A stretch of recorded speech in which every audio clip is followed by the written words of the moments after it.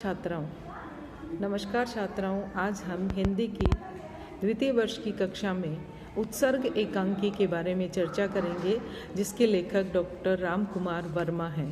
Doctor Ram Kumar Verma ने हिंदी एकांकी को नवीन आयाम प्रदान किया था। डॉक्टर राम कुमार वर्मा का नाम हिंदी एकांकी में उल्लेखनीय है।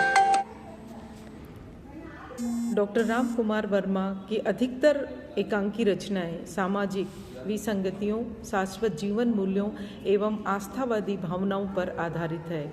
ऐतिहासिक विसंगतियों, शाश्वत जीवन मूल्यों और आस्थावादी भावनाओं पर आधारित है। ऐतिहासिक, पौराणिक एवं वैज्ञानिक एकांकी लेखन में आपकी रचना सामर्थ्य अद्वितीय मानी जाती है। उनका प्रस्तुत उत्सर्ग एकांकी वैज्ञानिक आविष्कार की पृष्ठभूमि पर आधारित एक श्रेष्ठ एकांकी है, जो हमारी पाठ्यपुस्तक में है। आज हम छात्राओं इस एकांकी की समीक्षा एकांकी के तत्वों के आधार पर करेंगे, और इससे पूर्व में वीडियो में भी मैंने आप लोगों को एकांकी के तत्वों के बारे में बताया है, और मैंने आप लोगों को नोट्स के माध्यम से भी एकांकी के तत्वों के बारे में बताया है। आज हम उत्सर्ग एकांकी की चर्चा करेंगे। डॉक्टर राम कुमार वर्मा का ये एक वैज्ञानिक एकांकी है, जिसमें उन्होंने विज्ञान को मानवीय रागात्मक संदर्भों में देखा है। एकांकी का प्रमुख पात्र शेखर है, जो अपनी बुद्धि के द्वारा एक ऐसे यंत्र का निर्माण करता है जिसके माध्यम से वह प्रेतात्माओं का आह्वान करता है और उसी के द्वारा जीवन की शाश्वतता तथा मृत्यु पर विजय प्राप्त करने का संदेश देता है। लेकिन मंजुल की मृत्यु और यंत्र में से किसी एक को खोने के विकल्प पर मोहित होकर वह यंत्र को ही नष्ट कर देता है। पुत्री मंजुल को जीवित रखता है। इसी प्रकार हम देखते हैं कि इस एकांकी की कथा इस प्रकार रही है। इसलिए हम एकांकी के तत्वों के आधार पर इस कहानी की समीक्षा इस एकांकी की समीक्षा करेंगे। पहला बिंदु जो एकांकी के तत्वों में आता है वो है कथा वस्तु। और कथा वस्तु किस विषय को लेकर के ली गई है, किस क्षेत्र को लेकर ली गई है, यह एकांकी में पूर्णतः स्पष्ट होना आवश्यक है।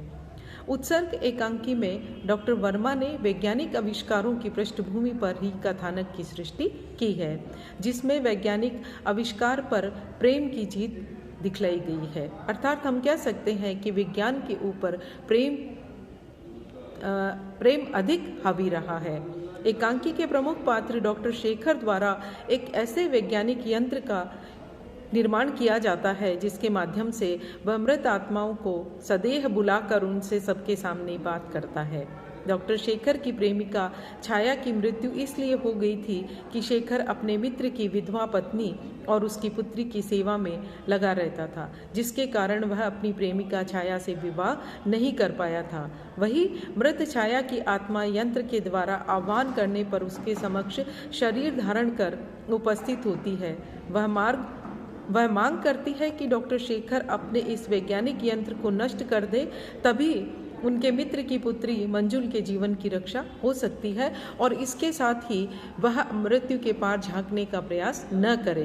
क्योंकि हम देखते हैं कि डॉक्टर शेखर अपने मित्र की पुत्री मंजुल को अपनी पुत्री मानकर अत्यधिक प्यार करता है। इस कारण वह मंजुल के प्राणों की रक्षा के लिए अपने नवीन वैज्ञानिक आविष्कार को भी नष्ट कर देता है। हम देखते हैं कि कथानक अत्यंत सुगठित, विकसित एवं आज के वैज्ञानिक युग की संभाव्यता गुण से अन्वित है, अतः कथावस्तु की दृष्टि से वह एक सफल एकांकी है। इस तरह हम देखते हैं कि हिंदी एकांकियों की जब हम चर्चा करते हैं और उस पर विचार करते हैं, तो उत्सर्ग एकांकी को भी हम उन्हीं तत्वों के आधार पर उसकी समीक्षा करते हैं।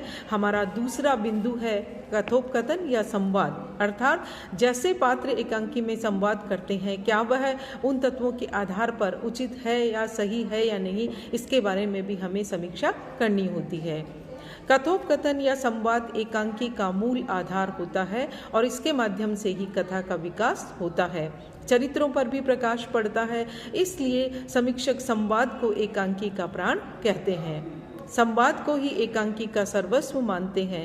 यदि इस दृष्टि से उत्सर्ग एकांकी के कथोपकथनों पर विचार किया जाए तो वे कथा सूत्र को विकसित करने वाले, चारित्रिक विशेषताओं को उद्घाटित करने वाले और पात्रों के मनोभावों को अभिव्यक्त करने वाले हैं, साथ ही साथ अंतर्द्वंद को भी उद्घाटित करने वाले हैं। इसलिए संक्षिप्त, गतिशील और जिज्ञासा से परिपूर्ण कथोपकथनों का एकांकी में होना अत्यंत ही आवश्यक है। इसके बाद हम देखते हैं कि तीसरा बिंदु आता है पात्र या चरित्र चित्रण का, अर्थात एकांकी में जिन पात्रों को लिया जाता है वे पात्र क्या अपने चरित्र के साथ में न्याय कर पाते हैं या नहीं कर पाते हैं। तो इस प्रकार हम देखते हैं कि इस एकांकी में एकांकीकार ने अपने कथानक को मूर्त रूप देने के लिए पात्रों की सृष्टि की और उपयुक्त पात्रों के माध्यम से ही कथा को गति और विकास देते हुए अपने उद्देश्य को अभिव्यक्त किया है। उत्सर्ग एकांकी में सामाजिक पात्रों में डॉक्टर शेखर, विनय और सुधीर पुरुष पात्र है, साथ ही छाया देवी और मंजुल स्त्री पात्र हैं। मुख्य पात्र के रूप में यहाँ पर डॉक्टर शेखर है, जिससे नायक पात्र भी कहा जा सकता है, और स्त्री पात्रों में डॉक्टर शेखर की प्रेयसी है जो उपेक्षित रही है। एकांकीकार ने इन दोनों ही पात्रों के माध्यम से अपनी कथा को गति प्रदान की है। डॉक्टर शेखर के माध्यम से एकांकीकार ने एक ऐसे वैज्ञानिक चरित्र का निर्माण किया जो अपनी बुद्धि और कौशल के आधार पर एक ऐसे यंत्र का निर्माण करता है जो मृत आत्माओं को सदेह बुलाकर उनकी सबके सामने बातचीत करवाता है। साथ ही मैत्री संबंधों के महत्व को भी महत्व देने वाला खुददार व्यक्ति है।